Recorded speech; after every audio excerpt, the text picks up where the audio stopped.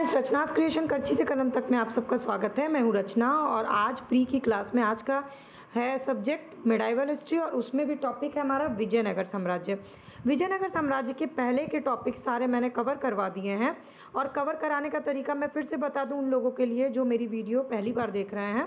मैं प्री का पूरा आपका क्लास ले रही हूँ किसी भी तरह के प्रारंभिक परीक्षा की तैयारी के लिए, जिसमें तैयारी करने का तरीका है बैक ईयर क्वेश्चन पिछले 20 सालों का, उसको कवर करवाना, फॉरवर्ड लिंक क्वेश्चन यानी उस टॉपिक से आगे क्या इंपॉर्टेंट क्वेश्चन बन सकते हैं, कम से कम 2 किताब और 1 एनसीईआरटी से कवर करवा रही हूँ। तो प्री के लिए इससे ज़्यादा पढ़ने की ज़रूरत नहीं है, बहुत ज़्यादा रिसर्च करने की ज़रूरत नहीं है, बस जितना बता रहे हैं उसको अगर अच्छे से पढ़ लीजिएगा तो प्री में आपके क्वेश्चंस जो हैं वो गलत नहीं होंगे। तो चलिए शुरू करते हैं आज का टॉपिक विजयनगर। पहले कुछ बैक ईयर क्वेश्चन मैं आपको फटाफट से बताती हूँ। विजयनगर राज्य की स्थापना किसने की? विजयनगर राज्य के संस्थापक कौन थे? मधुरा विजय कीर्ति में अपने पति के विजय अभियान का वर्णन करने वाली कवित्री कौन थी? ये सारे क्वेश्चन मैं इसलिए बता रही हूँ कि जैसे ही आप ये वीडियो देख लीजिएगा तो आप फटाफट से इन क्वेश्चंस को सॉल्व कर लीजिएगा। विजयनगर के उस पहले शासक की पहचान करना है जिसने बहमनियों से गोवा को छीन लिया था। विजयनगर राजा कृष्णदेव राय ने गोलकुंडा का युद्ध किस राजा के साथ लड़ा था?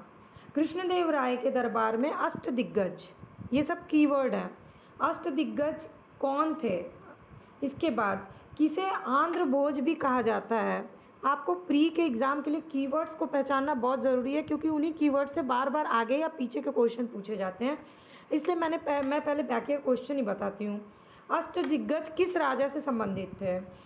किसको साहित्य का स्वर्ण युग कहा जाता है? कृष्णदेव राय किस नगर की स्थापना की? तो यहाँ पे कीवर्ड क्या है? कृष्णदेव राय। विजयनगर का प्रसिद्ध हजारा मंदिर किसके शासनकाल में निर्मित किया गया? अब्दुल रज्जाक, ये है अगला कीवर्ड। विजयनगर आया था। अब्दुल रज्जाक किस राजा के शासनकाल में आया था? निकोली कोंटी कौन था?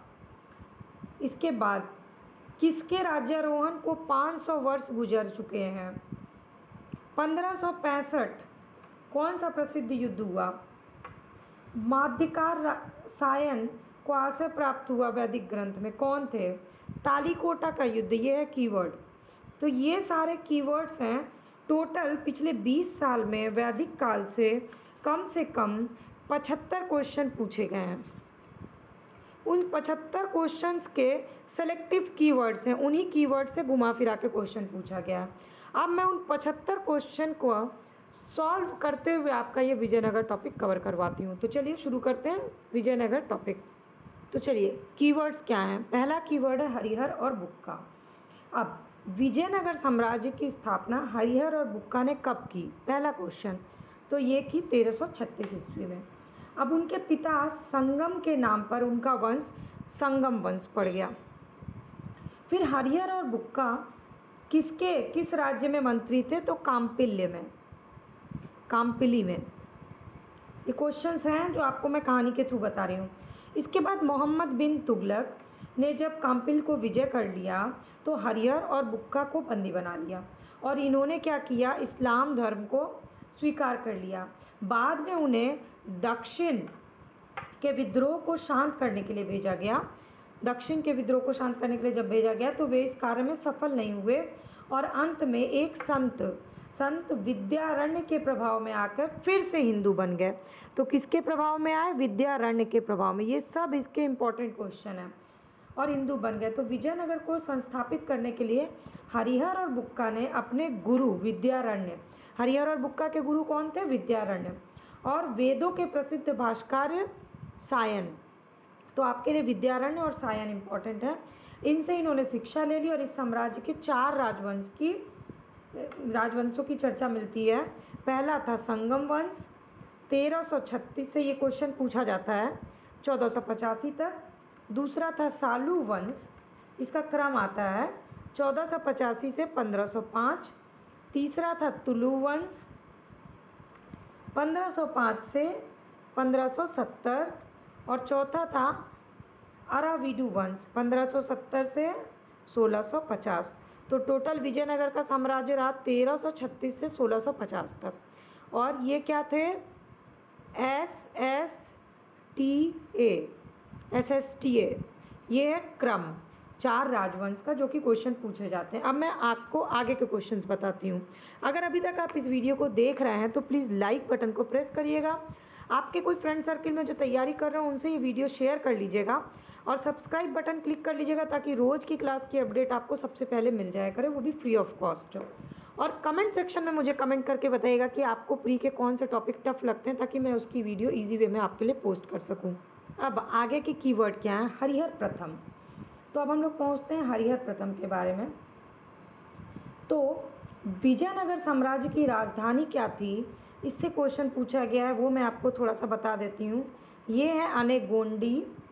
अनेगोंडी किसकी थी? संगम वंश। इसके बाद आया सालू वंश। सालू वंश की राजधानी थी विजयनगर। इसके बाद आया आपका तुलु वंश। तुलु वंश की राजधानी थी वेनुगोंडा। और फिर आया अराविडु वंश, जिसकी राजधानी थी चंद्रगिरी। अब आप इसका क्या कर सकते हैं, कोडिंग बना लीजिए फर्स्ट लेटर से, SASVTVAC। राजधानी हो जाएगा मैचिंग। अगर थोड़ा भी कन्फ्यूज़न होगा तो आपको, अगर ये कोडिंग याद आ जाएगी तो आप इसको मैचिंग कर लीजिएगा। अब चलिए मैं आगे के कीवर्ड्स बताती हूँ। हरिहर प्रथम से क्या है, तो 1352 से 1353 ईस्वी में हरिहर प्रथम ने मदुरा विजय के लिए 2 सेनाएं भेजी, एक कुमार सवल के नेतृत्व में और दूसरी कुमार कंपन के नेतृत्व में।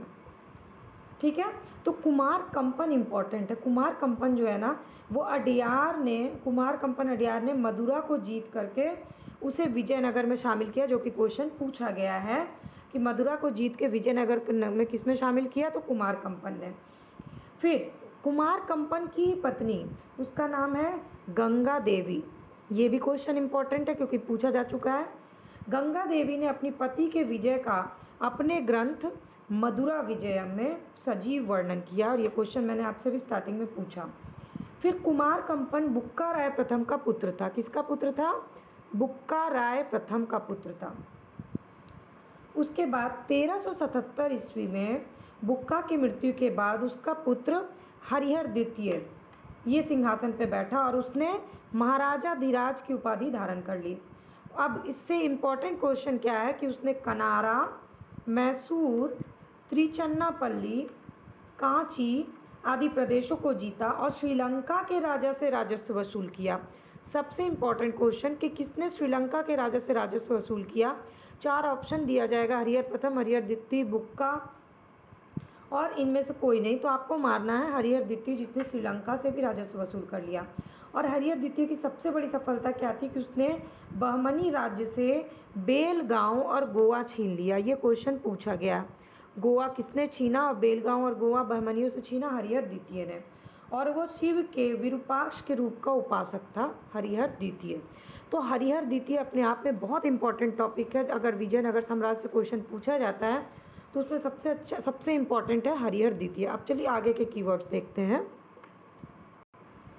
तो चलिए आगे देखते हैं। नरसिंह सालू चंद्रगिरी के सामंत हैं। नरसिंह सालू ने संगम वंश के अंतिम शासक विरूपाक्ष द्वितीय, तो संगम वंश का अंतिम शासक कौन था? विरूपाक्ष द्वितीय। इसको हटा करके 1485 में सिंहासन पर अधिकार कर लिया और एक नए राजवंश सालू वंश की स्थापना कर दी। संगम वंश का अंतिम शासक विरूपाक्ष द्वितीय और सालू वंश की स्थापना किसने की? नरसिंह सालू ने। तो इसके बाद वीर नरसिंह ने नरसिंह सालू के पुत्र और को पदच्युत करके सिंहासन पर अधिकार कर लिया और फिर किसकी नींव डाली?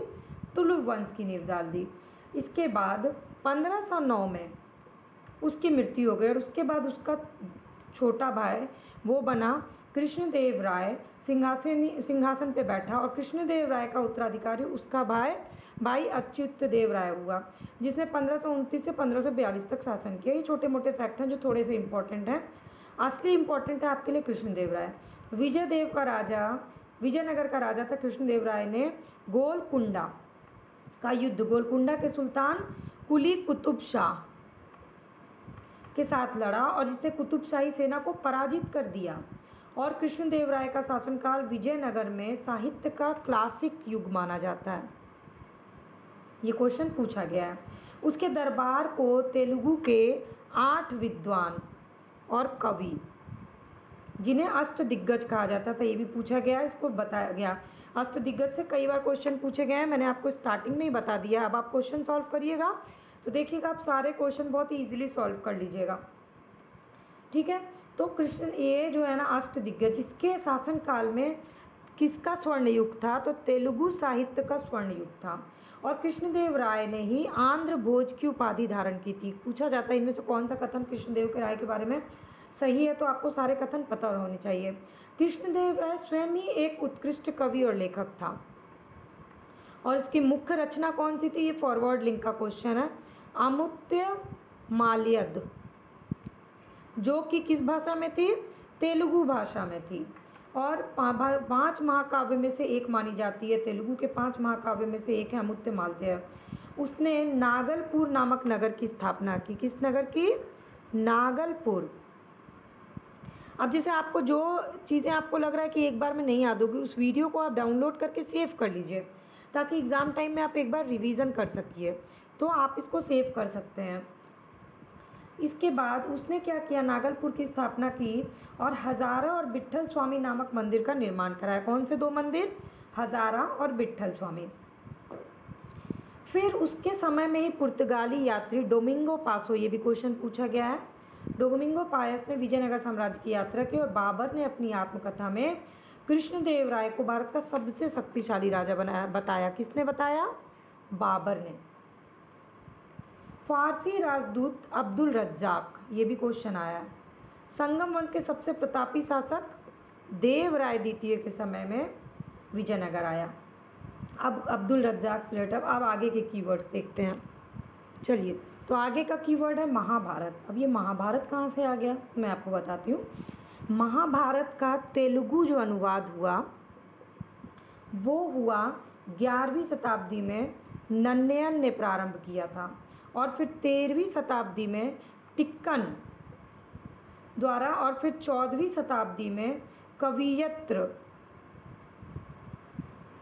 14वीं शताब्दी में येरन्य थे, उसका नाम था येरन्य द्वारा पूरा किया गया। तो ये महाभारत का जो क्रम है ना, ये पूछता है 11वीं, 13वीं और 14वीं में। इसके बाद ये तीनों तेलुगु साहित्य के कवित्र के रूप में विख्यात हैं। नन्नयन, तिक्कन और येरन्य कौन है? तेलुगु साहित्य के कवि हैं। वैदिक ग्रंथ के भाष्यकार सायन को विजयनगर राज्य का आश्रय मिला था, ये शुरू में ही मैंने बताया। फिर 1565 में तालीकोटा का युद्ध, क्वेश्चन आ चुका है, तालीकोटा के युद्ध से कब हुआ? 1565 में। इसमें बहमनी राज्य की संयुक्त सेना ने विजयनगर राज्य को पराजित कर दिया। और इस संयुक्त सेना में केवल कौन शामिल नहीं था? बरार लोग शामिल नहीं थे, ये इम्पॉर्टेंट है। तो फरिश्ता के अनुसार ये युद्ध तालीकोटा में लड़ा गया, पर इस युद्ध का वास्तविक क्षेत्र कौन सा था? राक्षसी तंगड़ी। तो राक्षसी तंगड़ी क्या है, ये आपको याद रखना पड़ेगा। राक्षसी और तंगड़ी नामक 2 गांव थे, उन दोनों गांवों के बीच में युद्ध कौन सा लड़ा गया? तो 1565 का तालीकोटा का युद्ध।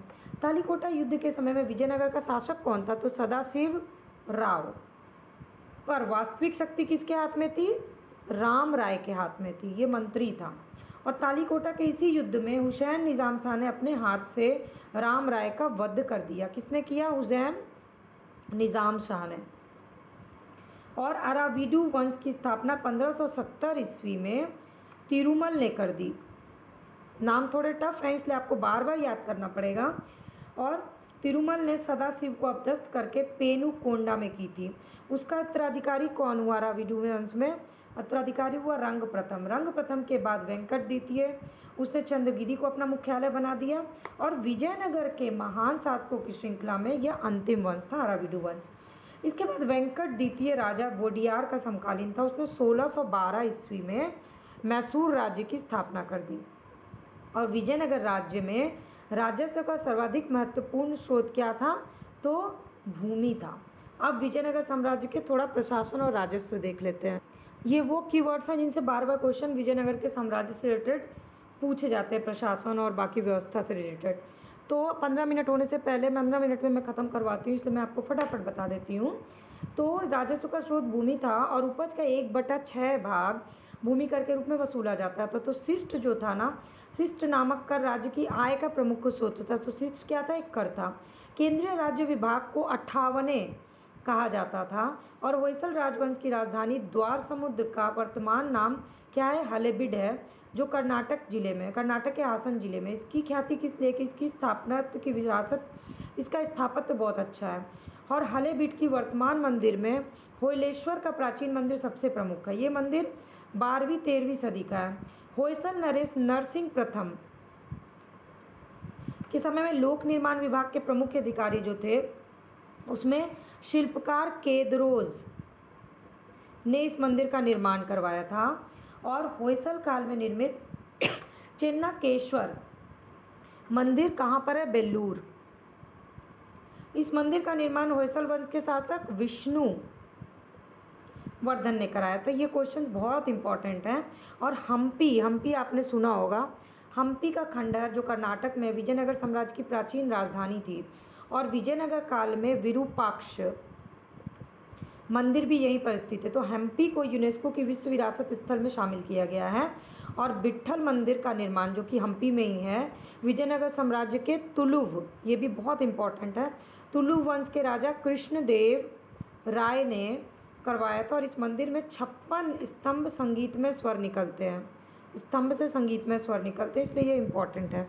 तो ये हो गया आपका विजयनगर साम्राज्य का पूरा क्वेश्चन, पूरे फैक्ट्स, पूरा प्री के पॉइंट ऑफ व्यू से कंप्लीट। अब आप बैक ईयर क्वेश्चन निकालिए और सॉल्व करिए, और अगर हो सके तो किसी एक बुक से रीडिंग मार लीजिए, तो आपको बड़े अच्छे से सारी कहानी, सारे फैक्ट्स याद हो जाएंगे और कोई भी क्वेश्चन में कन्फ्यूज़न नहीं होगा। चैनल के सब्सक्राइब बटन को क्लिक कर लीजिए ताकि रोज़ की वीडियो अपडेट आपको फ्री ऑफ कॉस्ट मिल जाए।